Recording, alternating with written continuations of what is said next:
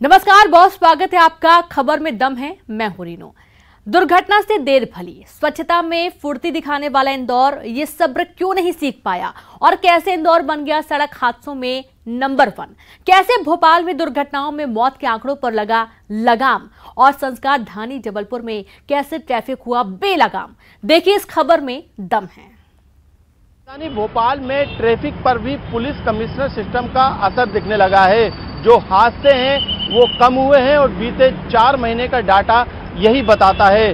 Police की कसावट और traffic में मुस्तैदी का नतीजा है कि राजधानी भोपाल में सड़क हादसों में कमी आ रही है। स्वच्छता में नंबर 1 इंदौर सड़क दुर्घटनाओं और इनमें हुई मौत के मामले में पहले नंबर पर आया है। Police training and research institute की ताजा रिपोर्ट में हुए खुलासे हैरान करने वाले हैं। सड़क हादसों में दूसरे नंबर पर संस्कार धानी जबलपुर है और भोपाल तीसरे पायदान पर है, जबकि सड़क दुर्घटना के मामले में ग्वालियर चौथे नंबर पर है। हालांकि सड़क दुर्घटना में मौत के आंकड़े गिने जाएं तो ग्वालियर दूसरे नंबर पर आता है।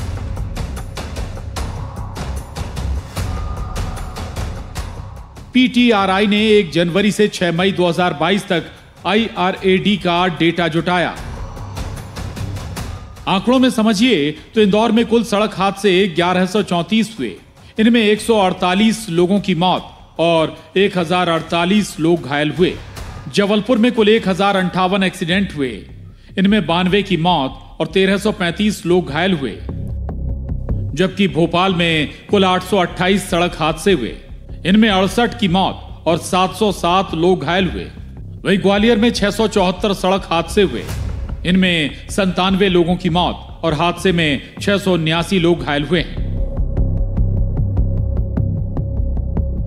IRAD ऐप में सड़क हादसों का डेटा अपलोड करने के मामले में मध्य प्रदेश देश में नंबर 1 है, जबकि दूसरे नंबर पर तमिलनाडु है।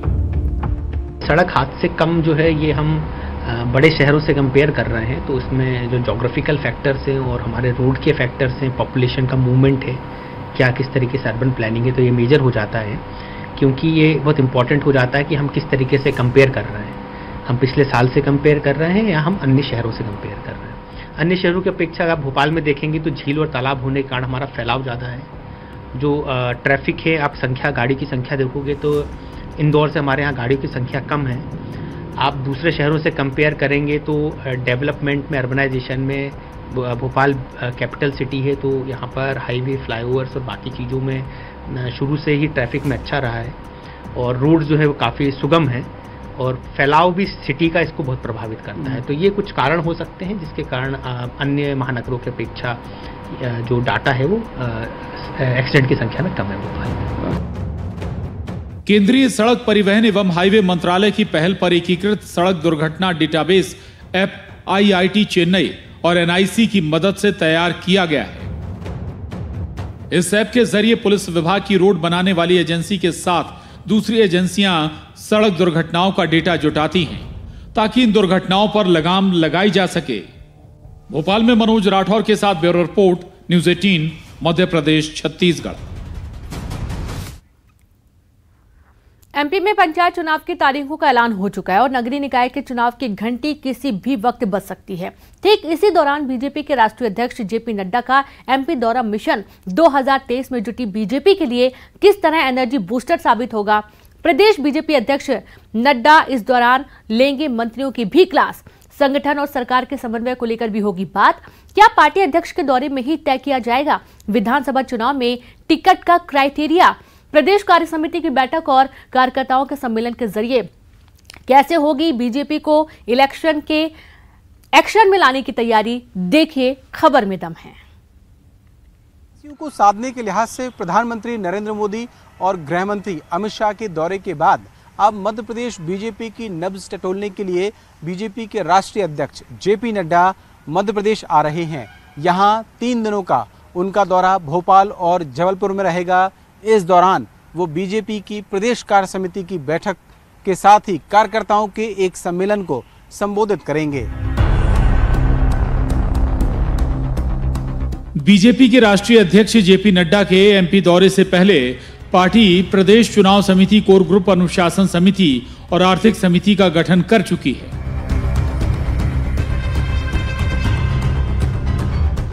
एक जून से एमपी के दौरे पर आ रहे नड्डा यहां पंचायत और निकाय चुनाव को लेकर पार्टी की तैयारियों का जायजा लेने के साथ मंत्रियों की क्लास भी लेंगे।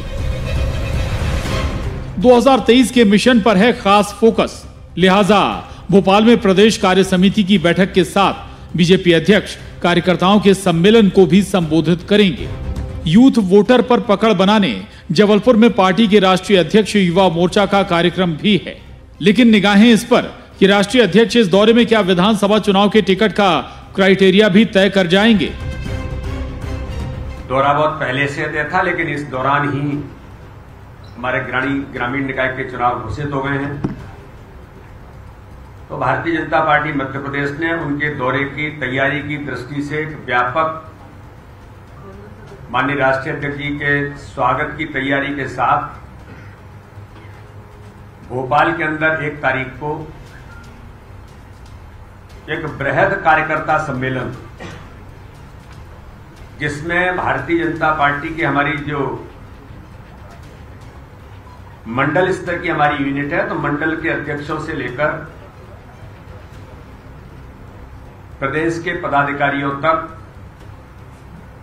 इस प्रकार से लगभग हमारे 5,679 कार्यकर्ता उस बैठक में अपेक्षित हैं। ऐसे सभी कार्यकर्ताओं का एक बृहद कार्यकर्ता सम्मेलन माननीय राष्ट्रीय अध्यक्ष जी के सानिध्य में सभी कार्यकर्ताओं को मार्गदर्शन मिलेगा। एमपी की सत्ता में चौथी पारी और बूथ तक संगठन के मजबूत नेटवर्क के बावजूद बीजेपी कोई कसर नहीं छोड़ रही, लेकिन कांग्रेस की निगाह में बीजेपी की जनता और जमीन से पकड़ छूट चुकी है।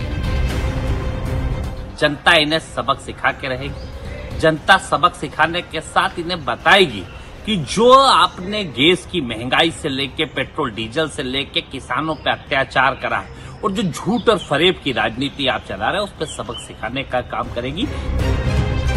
एमपी में बीजेपी संगठन की गिनती देश के आदर्श संगठनों में होती है। सत्ता की चौथी पारी देख रही है यहां बीजेपी, लेकिन छोटा हो या बड़ा, पार्टी की चुनावी तैयारियों में कहीं कोई कसर नहीं छोड़ना चाहती। बीते बरस नवंबर महीने में पीएम मोदी के एमपी में 2 दौरे हो चुके हैं। संघ प्रमुख मोहन भागवत का प्रदेश में मंथन और केंद्रीय गृह मंत्री अमित शाह के एमपी के दौरे। ऐसे में बीजेपी के राष्ट्रीय अध्यक्ष जेपी नड्डा का विधानसभा चुनाव से पहले मध्य प्रदेश आना बीजेपी के मिशन 2023 के मद्देनजर कई मायनों में अहम है। भोपाल में शरद श्रीवास्तव के साथ bureau report, news 18, Madhya Pradesh, Chhattisgarh. Chhattisgarh में बीजेपी 2023 में सत्ता में पाने के लिए कमर कस चुकी है। बीजेपी में मिशन 2023 को लेकर लगातार बैठकों का दौर जारी है, लेकिन सीएम पद के चेहरे को लेकर अब भी सस्पेंस बना हुआ है और इसकी एक बड़ी वजह जातिगत समीकरण को बताया जा रहा है, जिसे लेकर बीजेपी उलझी हुई है। देखिए ये रिपोर्ट। कई तरह के सर्वे और तमाम बैठकों के बावजूद छत्तीसगढ़ में बीजेपी सीएम पद का चेहरा प्रोजेक्ट करने को लेकर असमंजस की स्थिति में है और इसकी एक बड़ी वजह जातिगत समीकरण भी बताया जा रहा है, क्योंकि 15 सालों तक मुख्यमंत्री रहे रमन सिंह सामान्य वर्ग से आते हैं। वहीं छत्तीसगढ़ के मौजूदा मुख्यमंत्री भूपेश बघेल इस वक्त कांग्रेस का चेहरा है, जो कि ओबीसी वर्ग से आते हैं और ऐसे में जातिगत समीकरणों में बीजेपी उलझ कर रह गई है।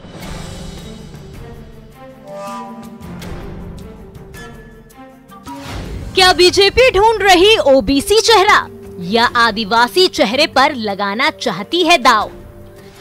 सामान्य वर्ग के नेताओं ने भी ठोकी है दावेदारी। किसका नाम आगे बढ़ाएगी डी पुरंदेश्वरी? देश में इस वक्त ओबीसी पॉलिटिक्स का माहौल है और छत्तीसगढ़ के मुख्यमंत्री भूपेश बघेल ओबीसी वर्ग से ही आते हैं। ऐसे में विपक्षी पार्टी के लिए प्रदेश में सीएम का चेहरा तय करना काफी मुश्किल होता जा रहा है। इसलिए बीजेपी ने 2023 का चुनाव पीएम नरेंद्र मोदी के चेहरे पर लड़ने का फैसला लिया है, जबकि प्रदेश में सीएम का चेहरा प्रोजेक्ट करने को लेकर बीजेपी अब भी असमंजस में है। कई खेमों में बटी बीजेपी के नेता नेतृत्व को लेकर अपने अपने स्तर पर अपनी मौजूदगी जताने में जुटे हुए हैं, लेकिन इस वक्त केंद्रीय नेतृत्व जातिगत समीकरण को लेकर सीएम का चेहरा प्रोजेक्ट करने को लेकर असमंजस की स्थिति में है। दरअसल कई दफे पार्टी के भीतर ही आदिवासी मुख्यमंत्री की मांग उठ चुकी है। अब तक पार्टी का चेहरा रहे रमन सिंह सामान्य वर्ग से आते हैं। बीजेपी के उलझन पर कांग्रेस लगातार तंज कस रही है। देखिए, हमारे प्रदेश प्रभारी श्री पीएल पुनिया जी ने स्पष्ट तौर पे कहा है कि कांग्रेस का निर्विवाद चेहरा 2023 के लिए भूपेश बघेल हैं। अब भूपेश बघेल के 5 साल के काम और उनकी लोकप्रियता को लेकर निश्चित तौर पे कांग्रेस चुनाव में जाएगी। हमारे पास प्रदेश अध्यक्ष के रूप में आदिवासी चेहरा है, तो भारतीय जनता पार्टी के पास में हमारे मुख्यमंत्री श्री भूपेश बघेल के कद का दूसरा कोई नेता है नहीं। इसीलिए भारतीय जनता पार्टी छत्तीसगढ़ के चुनाव में किसी को भी आगे नहीं करना चाहती, मोदी के चेहरे पे आगे बढ़ना चाहती है। बीजेपी में रमन सिंह पहले ही ये कह चुके हैं कि वे भी सीएम पद का एक छोटा सा चेहरा हैं। कुछ इसी तरह का बयान पूर्व मंत्री बृजमोहन अग्रवाल का भी आया था, जिसमें उन्होंने खुद को पार्टी का चेहरा बताया था।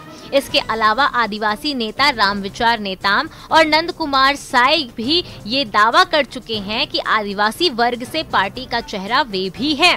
इन तमाम दावों के बीच बीजेपी में खेमेबाजी और आपसी होड़ से जोड़कर देखा जा रहा है। सीएम पद का चेहरा प्रोजेक्ट नहीं करने को बीजेपी अपनी रणनीति का हिस्सा बता रही है और पीएम मोदी के चेहरे को सर्वमान्य बता रही है। उससे बढ़िया बात और क्या होगा कि भूपेश बघेल का चेहरा पूरी तरह से पार्टी साफ हो जाएगी। अभी जो 5 राज्यों के चुनाव थे, 1-2 राज्यों को छोड़ दिया जाए, मोदी जी ही सर्वमान्य नेता है, सर्वस्पर्शी हैं, सर्वव्यापी हैं। इससे बड़ा लीडर और किसको चाहिए? और ऐसा लीडर तो चाहे किसी प्रांत में हो, उनके काम है, उनका नाम है, उन्हीं का जादू चलेगा छत्तीसगढ़ में। यूपी में योगी आदित्यनाथ और मोदी जी का ही चलने वाला है। और अब मैं ये पूछता हूँ कि ये तो थे ना, उत्तर प्रदेश में कौन था इनका?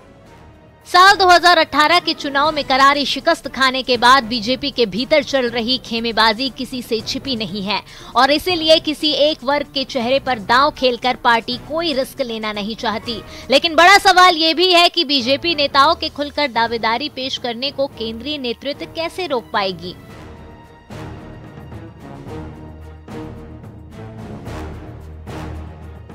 वैसे बीजेपी में ऐसे नेताओं की कमी नहीं है जो आने वाले चुनाव में बीजेपी का चेहरा होने का ख्वाब पाल कर रखे हैं और समय समय पर अपनी मौजूदगी भी अपने बयानों के जरिए दर्ज करा रहे हैं।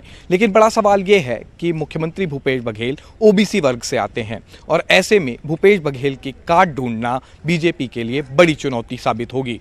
हालांकि केंद्रीय नेतृत्व अब भी छत्तीसगढ़ में बीजेपी का नया चेहरा तलाश रही है। कैमरा पर्सन राजेंद्र सिंह चौधरी के साथ देवव्रत भगत, न्यूज़ 18 रायपुर।